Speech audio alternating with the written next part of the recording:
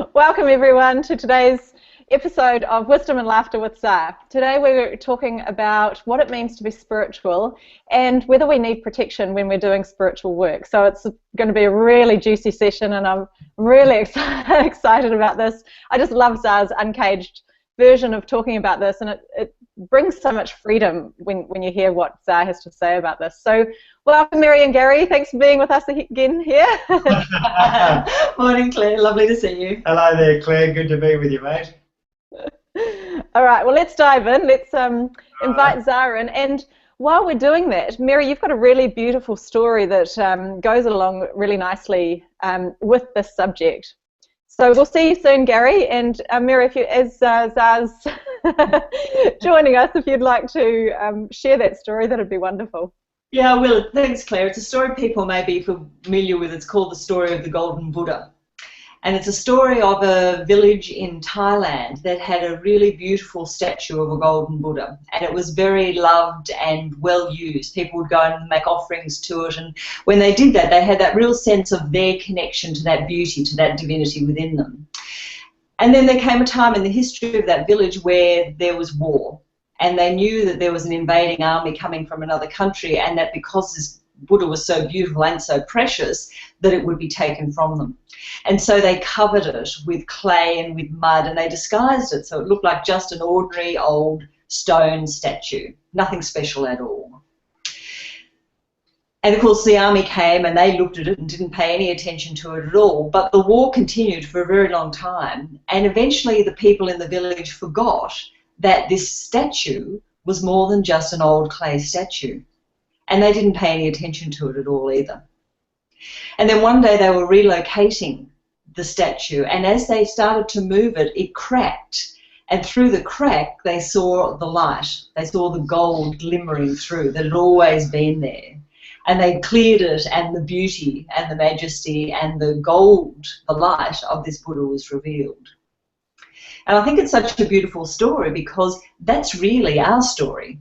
All of us have this golden divinity, this perfection that we are within us.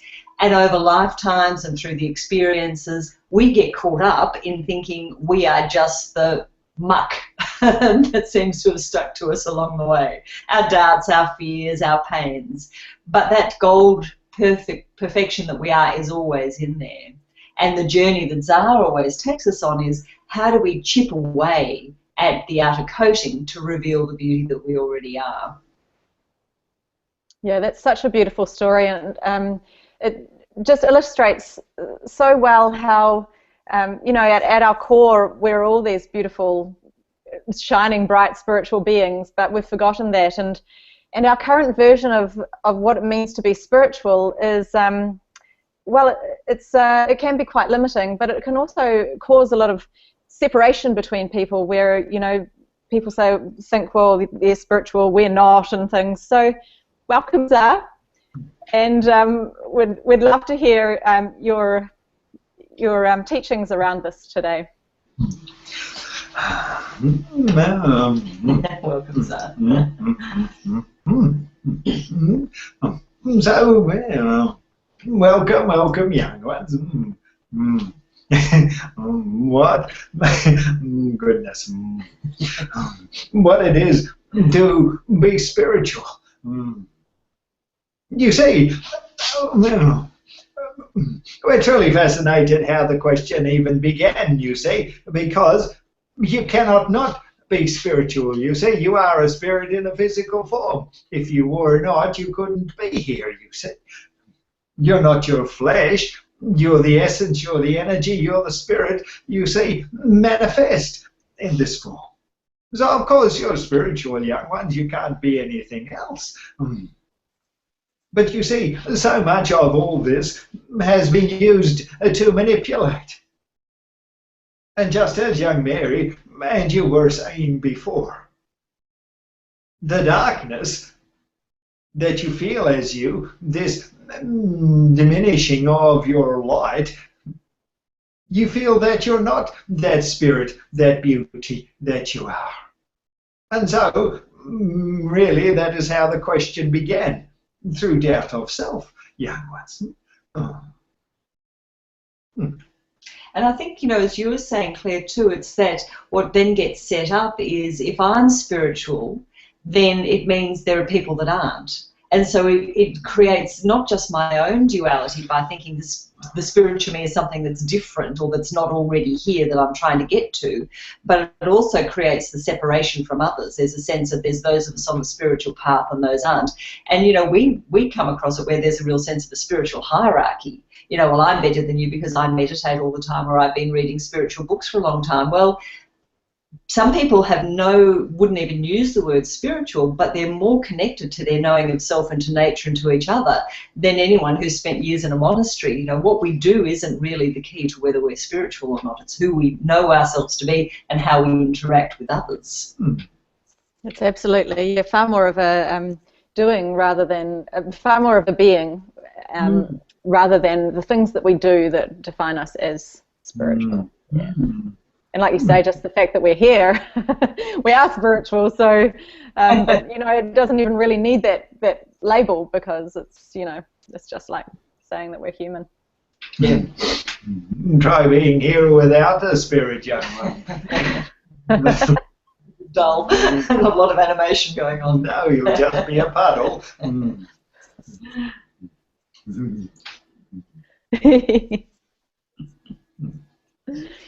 So as we start to work with you know, spiritual energies and things, there's a really common understanding that we need to protect ourselves. And I do have a question from one of our viewers who's written in about this. But before I ask the question, could you just talk about your and share with us around needing protection when we're doing spiritual work and when we're working with spiritual energies, and can you just define that for us, please? It is a truly fascinating question and links so beautifully to the last one you asked, you see.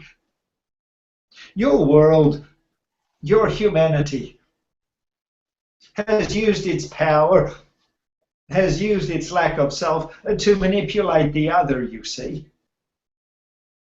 And so, when a world in which a being's life feels so low, so muddied, from that energy, from that sense of self, you feel that you need protection, because you do not feel your own strength. And other humans will use that, you see.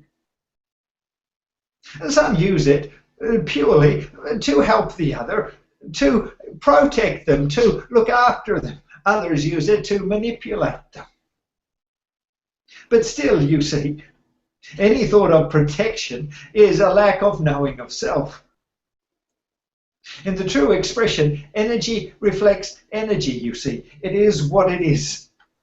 It has no on or off. It just does not say yes or no. It just reflects what is, you see.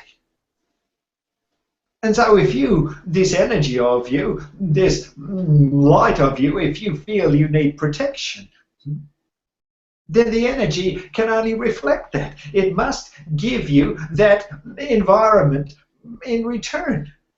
And so you feel you are always being attacked. But the true essence of you, you see, young ones, it is not an essence of attack. It is an essence of beauty.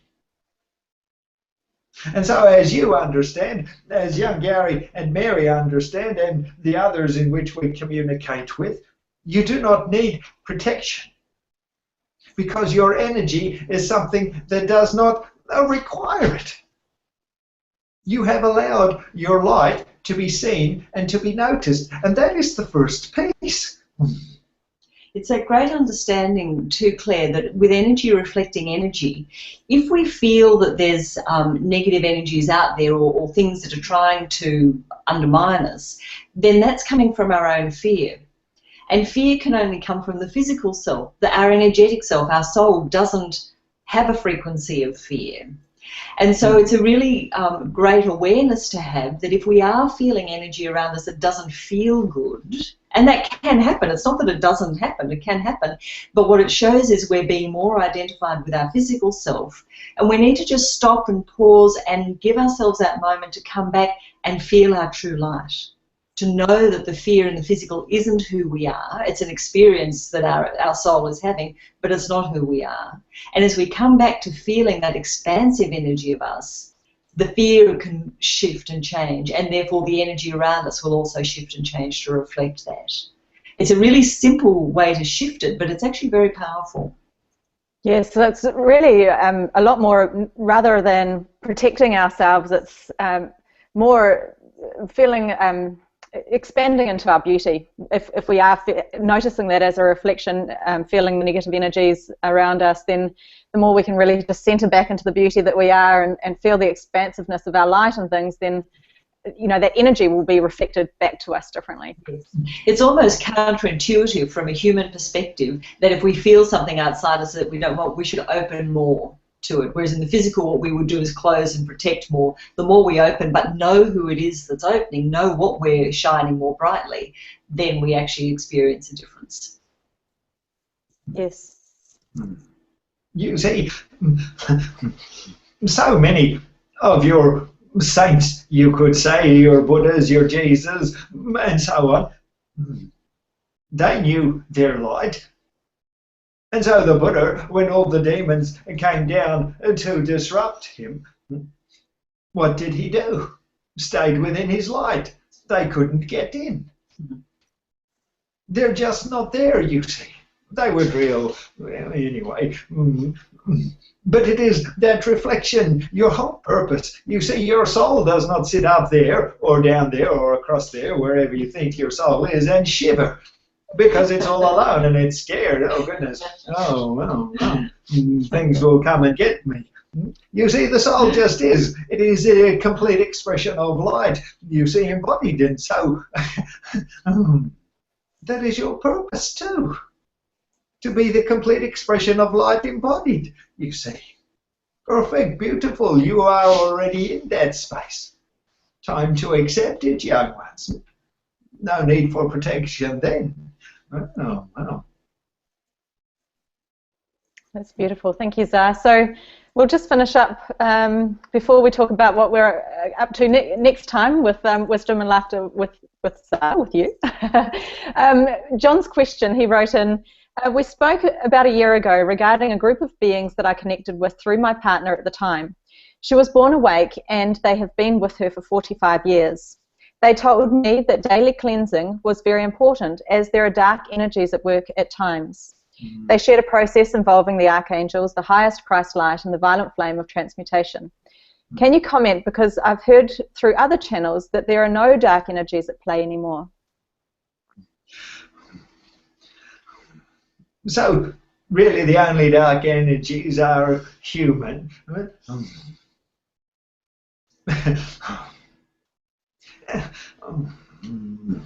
You see, it is purely this manifestation of a human mind, you see, to manifest and create all these things. Through all the lives you have been through, you have seen so much, you have experienced so much. And in order to understand and to describe them to yourselves, it is easier to say it is a dark energy, it is a devil, it is a demon, a gargoyle, or some other strange energy from another planet or another dimension that is attacking me, rather than you deciding who you truly are. If energy reflects energy and you continue to have to cleanse yourself to protect yourself, then what are you saying? When does it ever end? When do you ever get beyond the space where you do not need protection because you truly are? We don't protect ourselves, they don't. Nothing is jumping at them with gritted teeth. So when does it ever stop, you see? When you begin this cycle. The only way out is to become your light. That is your purpose. You may take as many lifetimes as you want. We don't mind. It's up to you. But one day you will decide that is not who I know myself to be. It's interesting when you say that, so, you know, when's enough enough? It makes me think of, you know, an arms race. You know, we get bigger and bigger weapons because we think that'll protect us, but then the other side just, you know, does the same. And there's that real sense. But if you look at that information about cleansing, but understand it in a different way, which is about the more that you work with the angels, with the energy, whatever manifestation of this higher light of all that is around us that we are, the more we do anything to connect with that, then yes, we will experience less darkness, i.e. less of our own doubts and fears of self, because we'll be accepting more of who we are. So it's not that the doing of things is a bad thing, but knowing why we do it and who we are as we do it makes all the difference. We're not doing it because we're frightened, we're doing it because we want to allow more of our own light to shine and for us to accept more of who we already are. May we just also say one other little thing? We know time is against us all here. Oh, goodness. The dark energy of time. Yes, another human creation. We don't have much. Never needed them. But you see, energy reflects energy. If this young one can communicate with the angels, you see, energy reflects energy. The angel is an expression of all that is. It feels the purity and the love and the light that that being is. Otherwise, they would not communicate with you. Because they cannot, you see. It has to reflect what it knows. So if the angel feels it within this being, it is up for this being to feel what the angel knows of them. What does the energy know about you that you are yet to accept about self? Think on that one, young ones.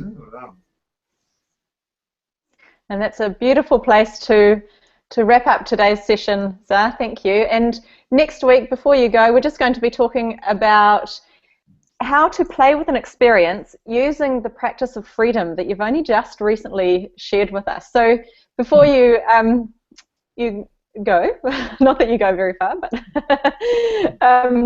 can you say something about that? Well, let's give the other spirit a go, shall we? Go for it, Mary. So the practice of freedom is something that actually just gave us last week, and it's a really simple and beautiful process to understand how when we're in an experience that we don't want to be having, that we're not enjoying, how we can play within it to shift our knowing of self and to move beyond it. Zar's given us lots of practices. There's the circle of three, which is a really beautiful, simple practice to work with. That's in our second book, Reuniting Human and Spirit. This is another aspect of that we can work with to really move through the situations and the experiences that we don't want without becoming attached to them, without putting more bits of mud and clay and stuff all over us when we're having them. We can stay in our brightness and our shiny light and have an experience that we're not enjoying without getting caught up. Welcome back. Welcome back, Gary. Hello. Thank you, Mary. That's going to be such a beautiful follow-on from today's session, and it's going to. I know people are going to really love working with that practice and allowing it to unfold for themselves. Because, as with all of the practices that ZAR brings forward, they may at first seem incredibly simple, but the more we work with them, the more they expand with us, and the more they allow us to expand, and they're just limitless as far as the transformation that they can provide, so that we can experience through them. So the book that Mary just mentioned before, that's the Reuniting Human and Spirit. That's their second book. It's absolutely fabulous. So I had to share it with you today. And again, the words in the book just keep expanding with us. There's so many that have commented that they've read these books so many times, and each time they read them, the words change, the meanings of the words change because we're changing. And I haven't experienced that with books before. It's really fabulous. You definitely get your money's worth. Like a bottomless cup of coffee. And the reason that happens, Claire, is that the frequency in the books. So they're not just words on a page. And we've got a little video on our website where Zara and I talk about this. There's actually an energy transmission that happens as you read the book. So they're a workshop in themselves. It's not just information, it's energy. Yeah, absolutely. And I know someone even said that they use the books, just put the books on their body, didn't they? And feeling there's a lot of powerful energy in them. And again, you know, there's no set ways that you have to work with them either. So as you would with other books, just reading. So if you'd like to find out more about Mary and Gary, you can do so at thepathofzar.com, and they've got so much free information there that you can go and dive into and explore. There's downloads, and if you want to subscribe to their mailing list, you get a beautiful meditation as well. So lots to explore there. And if you've got any questions, as John did today, that you'd like answered by Zara in upcoming episodes, then please feel free to email me at blissrevolution.com and just go to my Connect page there. Thanks everyone for joining us today, and lots of love until next time.